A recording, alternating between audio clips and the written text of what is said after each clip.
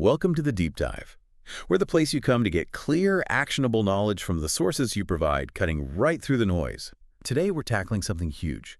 It's a question that really defines our immediate future, not just for, tech people, but for everyone. What actually happens when AI leaves the lab, moves past the boardroom, and shows up right in the courtroom, the hospital, and the classroom?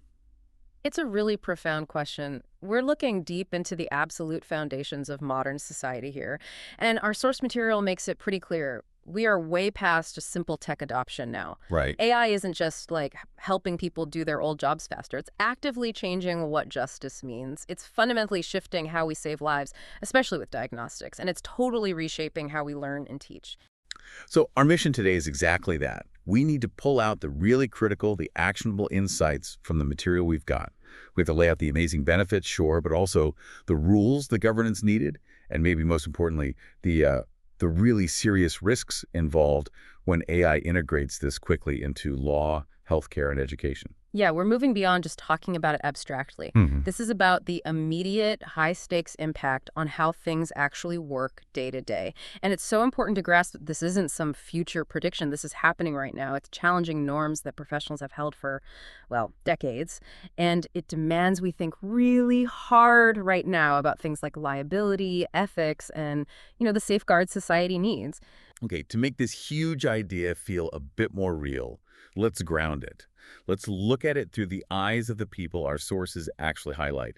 Imagine just for a second that you are one of these three professionals dealing with this AI revolution personally every single day. So first, there's Sarah, the lawyer. Picture this. For years, she's just been buried under mountains of case files.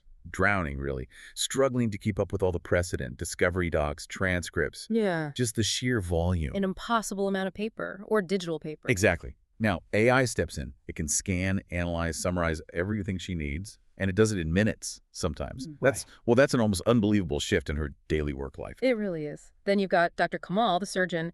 His work is all about precision, right? High stakes, constant information overload. He's now using AI systems for really sensitive diagnostic work. Like what specifically? Well, think about using advanced machine learning to spot the absolute earliest, most subtle signs of complex diseases, like tiny microcalcifications on a mammogram that could signal early breast cancer. Spotting those things early, that changes everything. Faster detection, better outcomes. Dramatically better outcomes. It's precision diagnostics on a new level. Okay, and finally, let's meet Aisha, the teacher. She's in a classroom, probably like many, full of diverse kids. They learn at really different speeds. They have unique needs. It's tough. Incredibly challenging. Now, she gets access to these powerful AI tutors, adaptive learning platforms. They help her create lessons that are deeply personalized, that move with the student. So, no kid is left waiting for the class, and no kid is left struggling way behind a curriculum that just doesn't fit them. So you have three totally different worlds. Law, life, learning. The rule of law, the fragility of life, the growth of knowledge. But the connection, the thread running through them is this single huge AI revolution. It's challenging them all and supporting them all at the exact same time. If we really want to get a handle on the future, we have to understand how these three pillars are reacting. So let's start with the legal system. Okay, let's unpack this, thinking about Sarah the lawyer. When we talk law, we're talking massive complexity, right? Adversarial systems, and often, things can move agonizingly slowly. So AI's speed, that must be the first big shockwave. Oh, absolutely. Speed is huge. The source really highlights these key gains that come from natural language processing, NLP. Think about it. Legal practice involves just an unimaginable amount of unstructured text. Right. Case law, rulings, contracts. Exactly. Historical case law, new statutes, contract precedents, analyzing digital evidence like emails. It's endless. Now, AI, particularly large language models or LLMs trained on huge legal databases, can cut down research time dramatically. How dramatic? We're talking about taking comprehensive case law research that used to take days, literally hours spent in a library, or doing complex database searches down to seconds. Seconds. That's transformative. It is. And that speed, it's not just about making things easier for the lawyer, it's a direct competitive advantage. It translates into potentially massive cost savings for clients. Okay, I can see that. Like with discovery. Yeah. Sifting through thousands, maybe millions of documents. Precisely. AI can help draft contracts too, customizing standard language, checking for errors instantly. And crucially, it can analyze really complex evidence. It can spot patterns, find critical missing pieces that a human reviewer, even a diligent one, might easily miss after staring at documents for months. So what does this actually do to the practice of law itself? How does it change what being a lawyer means? Well, that's what's fascinating. It fundamentally shifts where the value lies.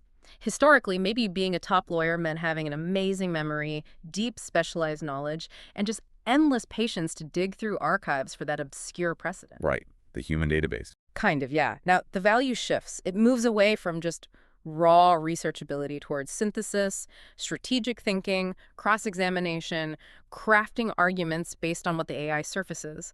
The whole pace of the legal process, from discovery right through to filing motions, it just accelerates. Which could make justice faster, maybe more accessible. That's the promise. Quicker, Yeah. potentially more accessible justice. But, and this feels like a really big but, the stakes in law are incredibly high. The whole system rests on verifiable truth, on precedent, on facts. And that brings us right to the critical risk, the one that's already tripped up some pretty high-profile legal teams, apparently. Yes, this is probably the most immediate and frankly the most serious challenge AI throws at the legal field right now. It's this concept of fabricated citations. People often call them hallucinations. Hallucinations, explain that. Well, an LLM, the AI model, is trained to predict the next word or concept that's statistically likely based on the vast amount of text it learned from. Sometimes, in doing that, it can confidently generate legal precedents, case names, statutes, citations that sound completely official, totally plausible. Right. But they simply don't exist. They're fictional. They look real, feel real, but they're made up by the algorithm. Okay, wow.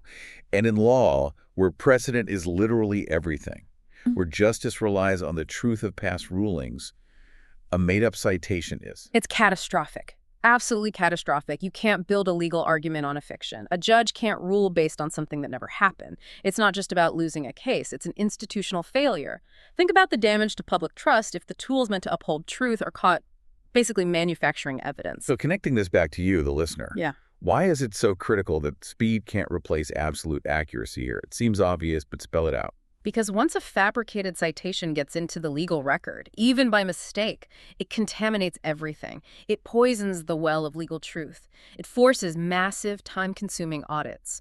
And for the lawyer involved, relying solely on an AI's hallucination without checking it themselves, that's a fundamental breach of their duty, their competence. Intentionally or not. Right. The professional fallout malpractice suits, sanctions from the bar, could be severe because the damage to their client's case and, frankly, to the court's time and resources, it's often irreparable. Which leads directly to the next point, doesn't it? AI clearly cannot just be let loose in this field without checks. The source material apparently insists on a critical safety step. Explicitly, it mandates human verification. That has to become a non-negotiable requirement. Any AI output used in a legal context must be checked by a human lawyer. So what does that verification actually look like? It can't just be a quick skim. Right. No, definitely not.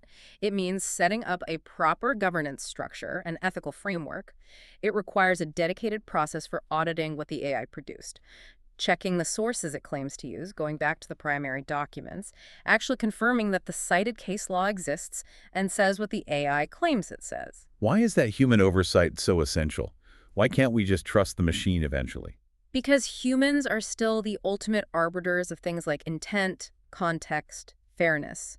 These are concepts that remain really, really difficult for even the most advanced AI. The AI might miss the nuance, the spirit of the law, even if it gets the words right, or, as we saw, get the words completely wrong. Fairness and ethics demand that human judgment. So that establishes the structure then. The AI gives you the speed, the raw data crunching, the pattern spotting, the summarizing. The heavy lifting. Right. But the human lawyer, Sarah, in our example, provides the ethical accountability, the professional judgment, and that crucial final check against errors, fulfilling her duty to the client and the court. And if you think bigger picture, this combination, the AI speed plus the required human scrutiny, is vital for the future of the profession itself. The big dream for AI in law is making high-quality legal help more affordable and accessible, right?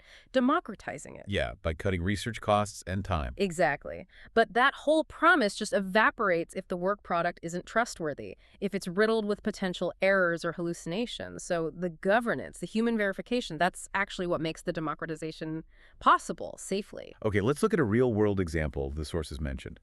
Apparently, it shows AI bridging some of these gaps in access to justice. A court clerk in Pakistan using AI. Yes, that's a powerful example because it shows AI tackling truly systemic problems.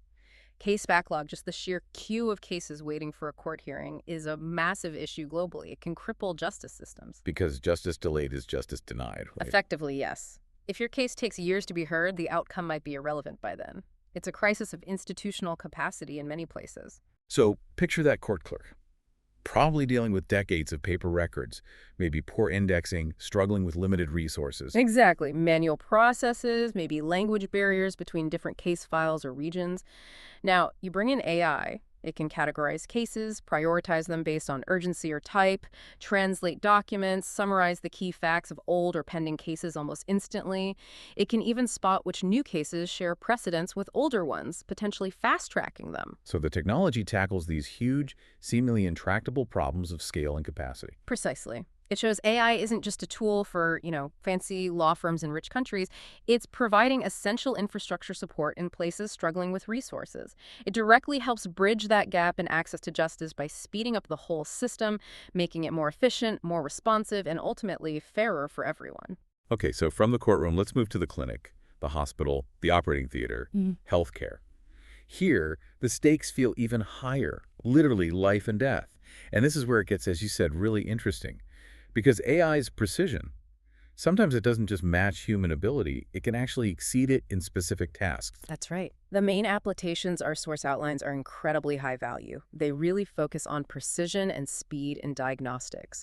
We're talking about detailed analysis of complex medical images, X-rays, MRIs, CT scans, retinal scans, but also things like complex blood reports or pathology slides. How does AI do better than a trained human eye? It's about pattern recognition at scale. An AI can be trained on literally millions of images. It learns to see anomalies, tiny signals that are either too subtle for the human eye to catch consistently, or maybe so rare that even an experienced specialist might only see them once or twice in their career. So back to Dr. Kamal, our surgeon example. He's using AI how? He might be using AI models, often these things called convolutional neural networks, or CNNs, which are really good at analyzing images. They can detect those super early signs we talked about, like a tiny tumor that's only a millimeter across, or subtle shifts in blood biomarkers that indicate disease onset long before symptoms appear. And that early detection.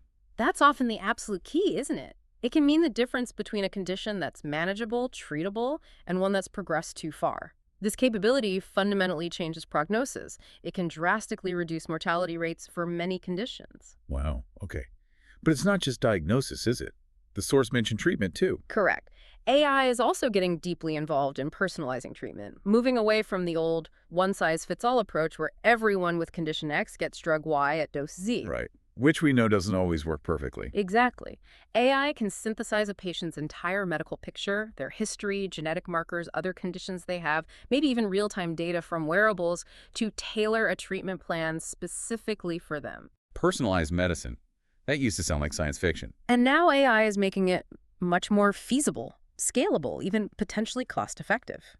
By predicting, for instance, which patients are most likely to respond well to a specific drug based on their genes, that's pharmacogenomics, AI helps doctors optimize treatment from the start, maximize the good effects, minimize the bad side effects. So less trial and error, less time wasted on treatments that aren't going to work for that specific person. Precisely. Helping Dr. Kamal and his team find the best path to recovery faster. Now, another huge area you mentioned earlier was access, especially for people who aren't near major medical centers. Yes, AI has a massive role here. The source specifically points to integrating telemedicine platforms with AI tools, like chatbots and remote diagnostics, especially for patients in rural or underserved areas. How did that bridge the gap? It addresses that critical problem of geography. If you live hours away from the nearest cardiologist or a clinic with advanced imaging, that distance itself becomes a major health risk factor, right? Telemedicine uses tech to shrink that distance, but AI supercharges it. How so? AI can provide specialist-level analysis remotely. An AI chatbot, for example, can handle initial symptom checks, triage patients to see how urgent their situation is, answer common health questions using verified medical sources. Critically, it can also help monitor chronic conditions remotely, tracking data and alerting a human doctor only if something looks worrying. So what? The big impact here. It's a dramatic improvement in health equity. Patients in remote areas can get initial diagnostics, specialist advice, ongoing monitoring, things that previously required traveling long distances or just weren't available at all. It provides a crucial first line of defense, especially where clinics or specialists are scarce. Okay, but just like in law, where the stakes demanded extreme caution about hallucinations. Here, the stakes are human lives. We have to talk about the risks. Absolutely. And the risks in medical AI are profound and demand immediate, serious attention and governance. What are the main ones? Two stand out, according to the source, and they're both potentially catastrophic. Right. First, data privacy. Healthcare data is about as sensitive and personal as it gets. We're talking lifelong health records, genetic information. Things you absolutely don't want leaked. Exactly. Protecting these massive data sets, especially when AI systems are learning from millions of patient records, is non-negotiable. A data breach would be devastating, legally and personally. So security has to be ironclad, complying with regulations like IP-Pay or GDPR. That's implicit in everything the source suggests. Okay, privacy's huge. What's the second big risk? Misdiagnosis. This is the nightmare scenario. Yeah. What if the AI reads the X-ray, the MRI, the genetic report, and gets it wrong? Meaning, either a false positive telling someone they have cancer when they don't, leading to unnecessary harmful treatments like chemo or surgery, or maybe even worse, a false negative missing the signs of a serious disease, telling someone they're fine when they desperately need treatment, leading to fatal delays. Unlike the legal error, which damages the record, this damages the patient directly, immediately, Physically, right? irreversibly, potentially. Which forces that really hard question for the whole healthcare system. If the AI is wrong, who is responsible? Right. Is it Dr. Kamal who used the AI's report? Is it the company that built the algorithm? The hospital that bought the system? We need clear legal and ethical frameworks for liability, and we need them before these tools become standard practice everywhere. The standard of care in medicine has to remain incredibly high, and ultimately, human oversight, the doctor's judgment, has to be that final ethical and quality backstop. Okay, despite those serious risks, let's touch on a positive real-world application again. The source mentioned a rural clinic using AI for remote diagnostics. Yes, and this really highlights the positive, equitable potential when it's done right. Imagine a small clinic, maybe a primary care office in a small town. They don't have the budget or patient volume to have a full-time radiologist or oncologist on staff. Right, specialists are usually in bigger centers. Exactly. But now they can use high-quality digital imaging gear, say a digital X-ray machine, send those images securely to a cloud-based AI system, and get back a highly accurate diagnostic analysis almost instantly. An analysis that might rival what they'd get at a major city hospital. So it effectively brings the specialist knowledge to the remote clinic digitally. Precisely. It decouples the high-level diagnostic skill from the physical location of the expert. This profoundly moves the needle on bridging those gaps in health equity. It delivers potentially life-saving information where it's needed most, supporting doctors in isolated areas, helping them make better, faster decisions. And it does this without needing specialists to travel constantly or relocate everywhere. That's the game changer for public health infrastructure and resource allocation globally. It makes high-end diagnostics much more accessible. All right, so we've been in the courtroom, the clinic. Now let's head to the classroom. Education. Here, the stakes are different. Again, it's about our future capability, individual potential. Let's think about Aisha, the teacher.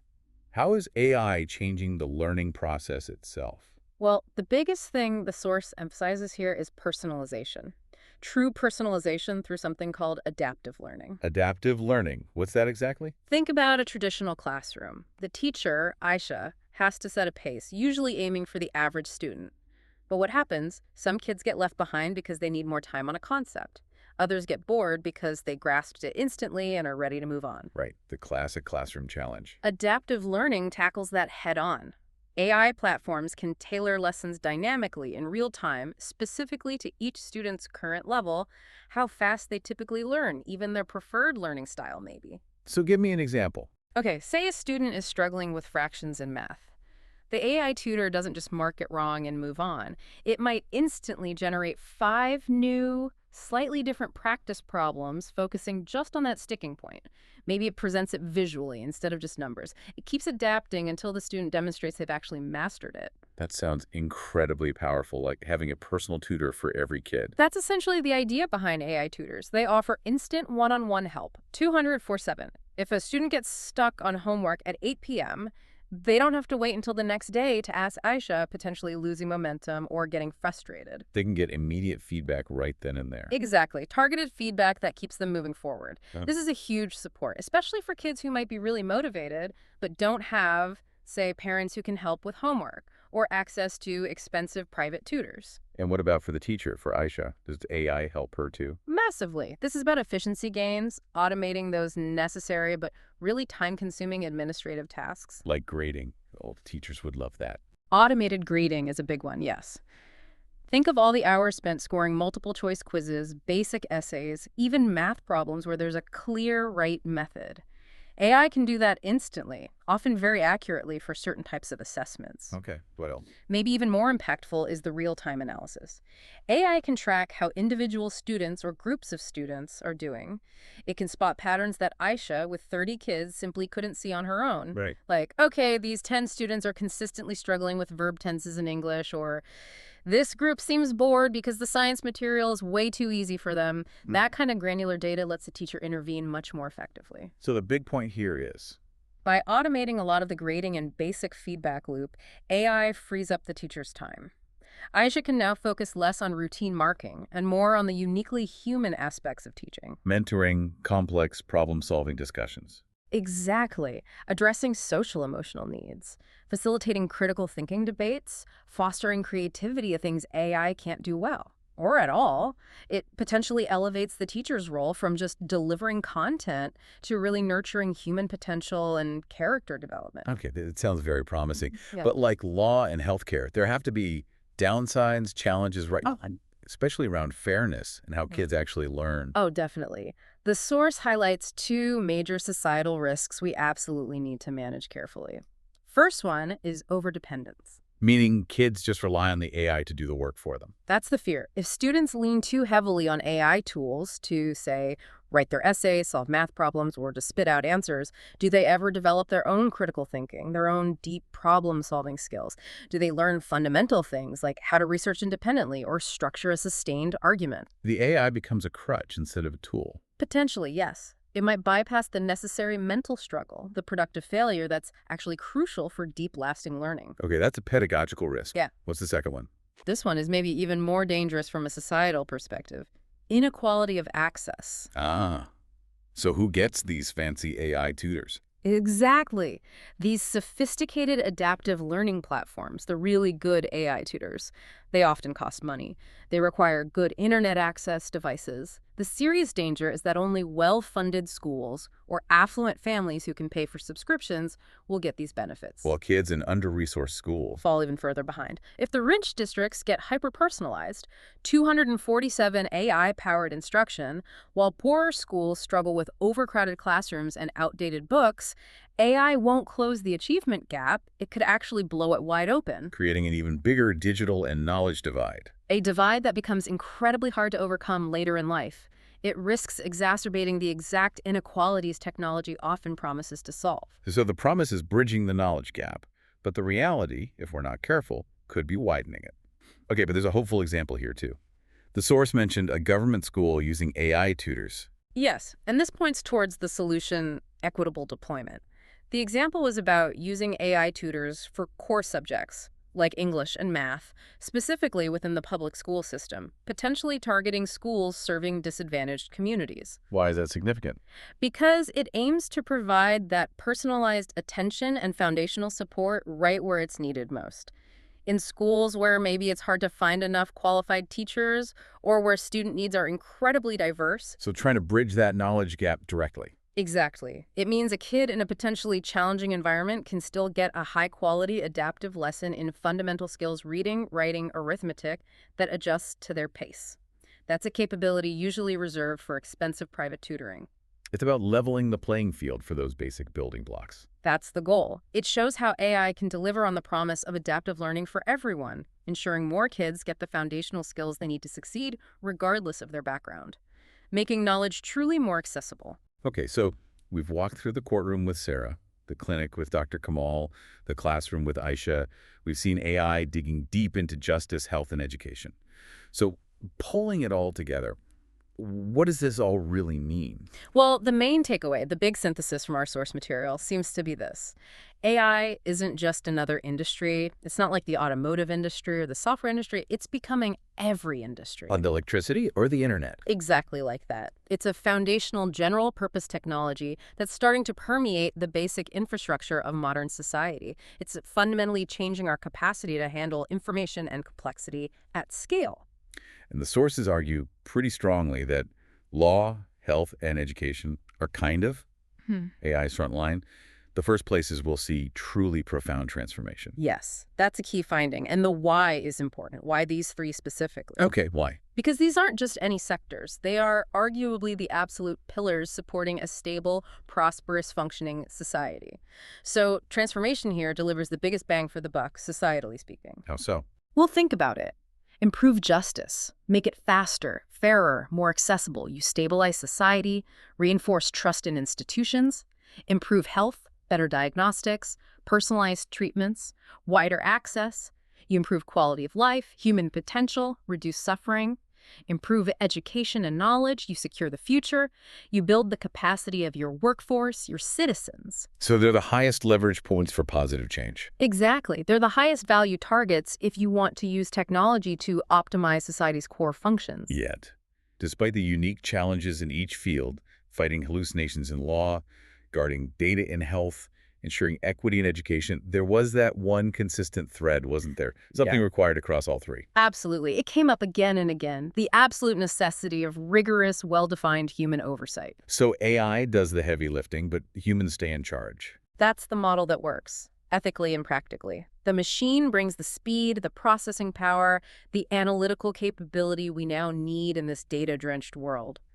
But the human brings the judgment, the morality, the context, the understanding of nuance, the ethical decision-making. That human oversight is non-negotiable if we want to maintain fairness and ethics as we implement this powerful tech. So in law, that oversight is the lawyer verifying citations, ensuring the legal arguments are sound and truthful. Right, protecting the integrity of the legal record. In healthcare, it's the doctor taking ultimate responsibility for the diagnosis, combined with the institution guaranteeing rock-solid data privacy. Protecting the patient above all. And in education, it's educators and policymakers guiding AI integration to make sure it actually closes gaps, rather than widening them between rich and poor. Ensuring equitable access and guarding against overdependence. It's the same principle everywhere. And the consistency of that requirement really hammers home a crucial point. AI is an incredibly powerful tool. It is not, at least not yet, a replacement for human judgment, professional responsibility, or ethical accountability. So the systems that succeed will be the ones that figure out that partnership. Precisely. The ones where human wisdom, ethical reasoning, and professional standards guide the deployment of AI's incredible analytical power. Hashtag #OTRO. Well, this has been a really necessary and I think fascinating deep dive into AI's impact on these core societal pillars. We've seen how it's already actively working to bridge some really critical, long-standing gaps. Gaps in justice by tackling case backlogs. Gaps in health through things like remote diagnostics. And gaps in knowledge with truly personalized learning. But this feels like the most important of all. It is. AI can only deliver on this transformative potential for good if we guide it wisely, if we build robust governance, accountability, and ethical frameworks around it. That's the critical thought we really want to leave you with today. Our ethics, our rules, our professional standards, Yeah. they have to evolve just as fast as the technology itself. Exactly. The power is undeniable. It's here.